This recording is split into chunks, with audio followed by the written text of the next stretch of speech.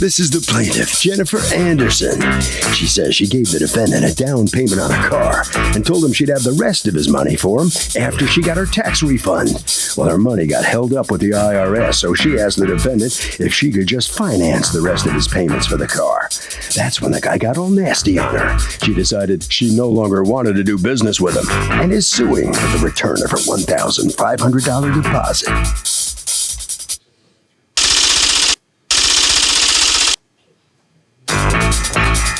This is the defendant, Steve. He says the plaintiff came to his car dealership in February, gave him a down payment, he held the car for her for 52 days, and then she tells him, never mind? Come on, what kind of a fool does this girl think he is? He tried to help her out, tried to work with her, and now she's turning around and suing him? Please. He's accused of being a bad car guy.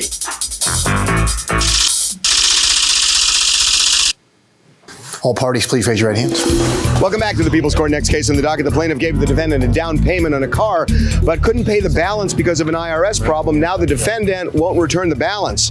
But the defendant says he held the car for 52 days, so it's his deposit. It's the case of 1040 over and out. Thank you, Douglas. Okay, Jennifer Anderson.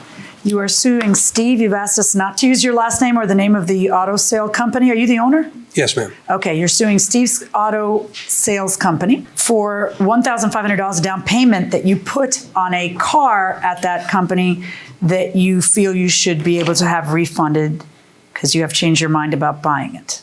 Okay, tell me what's going on. I was shopping around for a car and I looked on the internet and I found a car that I was interested in buying. So I emailed him around like February 18th. And I told him that I was interested in looking at the car, and he told me I could come down to see the vehicle. So you see the vehicle, you like it, and you buy it.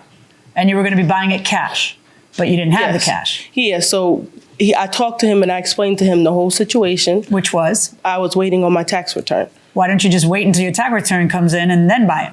Well, the car would be gone. And well, why were you looking without the tax return in your hands yet, right? It would be more responsible to just kind of wait until you have the money before you spend it. Yeah, you're right. Right, That okay. makes sense. Because things like this don't happen if you wait until you have the money before you spend it. All right, so then, so you wanted the car. The reason why I did that was because I was insured when I would have the money. Who insured you when you would have the money? Well, the guy that I did my taxes with. Yeah, how'd that work out for you? Bad. Right, because he doesn't give you the money, does he? No. If he gives you the money, he can insure it. If it's the government giving you the money, you got to wait on the government. Yeah, right? Okay, you know that. You're a big girl. All right, so go on. So I went down there and I test drove the car. I went there with my cousin. And when I went in there, he told me with some other guy that I spoke to, I think his name is Dan, he said that if I had any problems, well, March 15th was the deadline at first. Okay, so you went in and you signed a contract what date? The 22nd. Of February. February, 2/22. So you were going to have like 3 weeks to finish the sale, to 3 weeks to get the refund check. Yes. They were going to hold it for you for all that time. Yes. And the purchase price of the car was how much? Do you have the contract? Yes. Okay, let me see copies of the contract from both parties. Do you have a copy of the contract? Yes. I think so. That's the defendant's. This is the plaintiff's. He was being, or should I continue? No, hold on one second. Okay, I'm sorry. Okay, go on. When I went there, he was, well, both of them were being nice, the guys that were there. And I told him I had $1,500 to put down on the car and I would have the rest for him, the $1,500. He assured me that if there was any problem, he would give me my money back. You know that's not what you signed though, right? Or, well. Have you read what you signed? I did after the fact.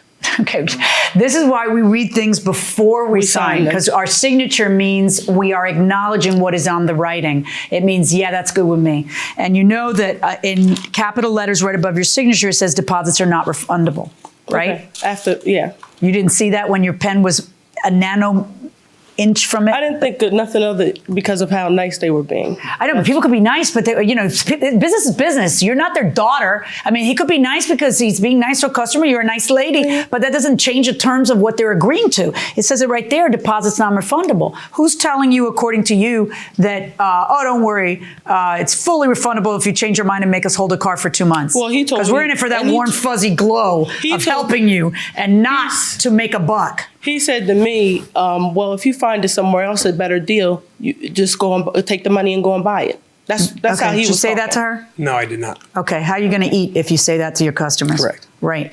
So what happens in March? She doesn't have the money on March 15th, and what do you guys do? She came into my office. It was the March 2nd, according to contract. She basically, we explained to her that, she actually came with documentation showing how much she was getting for a tax return and everything else. And I said, no problem. I'll work with you. If you want the car, I said, it's your car. You're talking about February 22nd. Yeah, correct. Okay. But, you took that, so I lost the date. Okay. But anyway, the agreement was I would hold the car. I actually told her I'd take the car. I wouldn't put it up for sale anymore. And I parked it downstairs. Now, you don't actually put here how long you're going to hold the car. How come? She told me it was 3-4 weeks. And that was fine with you? That was fine. But then what happened on March 15th? 3-4 weeks came by. She called and said she didn't get her check yet. She said it would probably be about another week or two. I said, no. I said, the car's yours. You left the deposit on. I said, when you get the check, come in and buy the car. 2 weeks before that, maybe 10 days before the April 5th date, she got me on the phone and told me that at that point in time, she was saying, it doesn't look like it was going to happen. I can't get the money. And her mother was involved with that phone conversation. And basically, we agreed on April 5th. Listen, either you come up with the money by Was she trying to get out of the deal then? She didn't flat out say it, but at April, I gave her till April 5th. I said, all right, you know what? I'm going to give you 10 more days, and this is going to come to a resolution.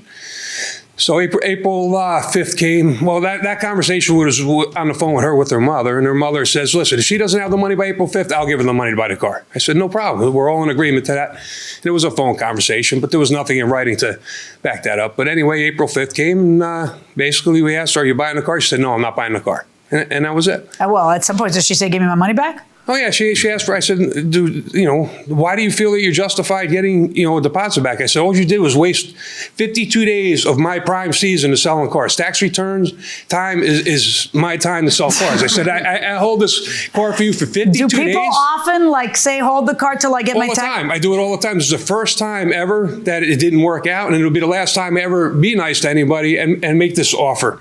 I learned from my mistake. Maybe you just sell it when they have the cash in their hands. Yeah.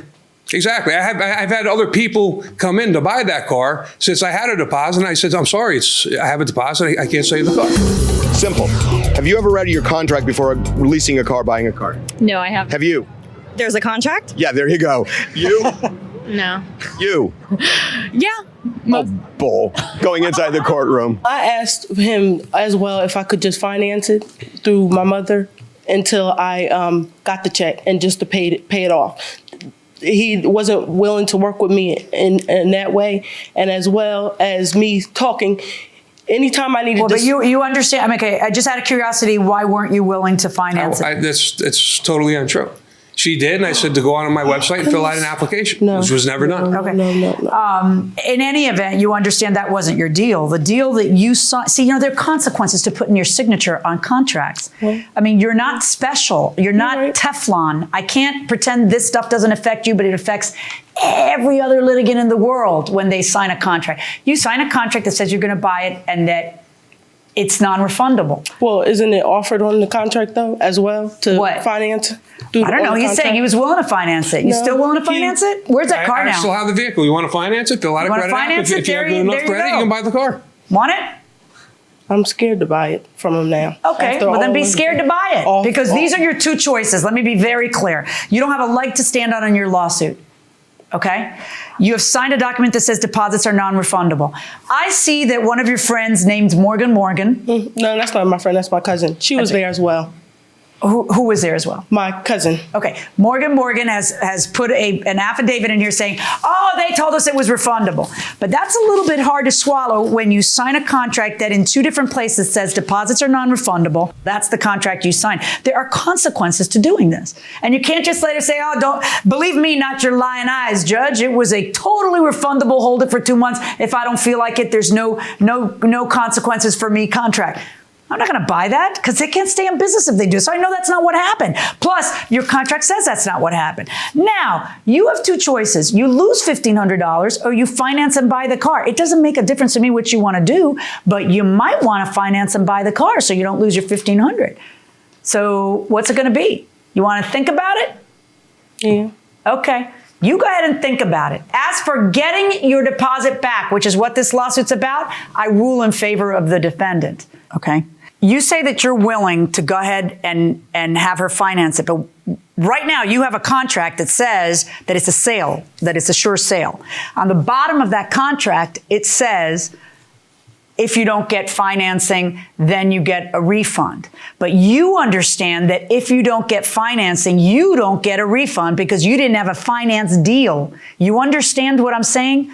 Your deal was an outright purchase. So him being nice now and saying he'll change your deal and let you try to finance it, you do understand that if your credit is denied or your mother's credit is denied, that doesn't mean he now has to pay you $1,500. You do get that, right? Yes. Okay, I want to make sure you get that. Now, I also want to let him do something with the darn car, so this is not an open-ended offer. How long do you think it will take you to decide if you want to finance it? A week?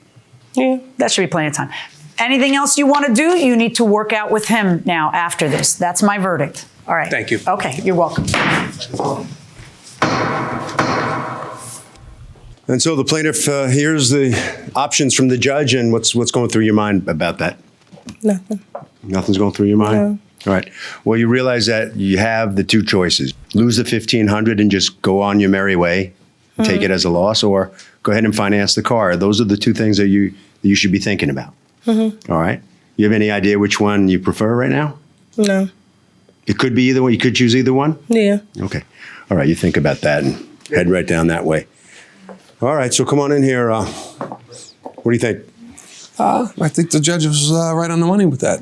And the car's still hers if she wants to buy it. I still do have it, and I'll still deal with her. If she wants the car, she can have it. You're not putting cars away for people at I'm tax done, time anymore? No, I'm you know what? I'm done with that. Not a tax Yeah, time. What about correct. another time of year? What about a slow time of year? No. No? Harvey? You know, look, a lot of people don't read these contracts. At the very least, look at what the terms are for getting your deposit back and the buyback clause. Really, really important.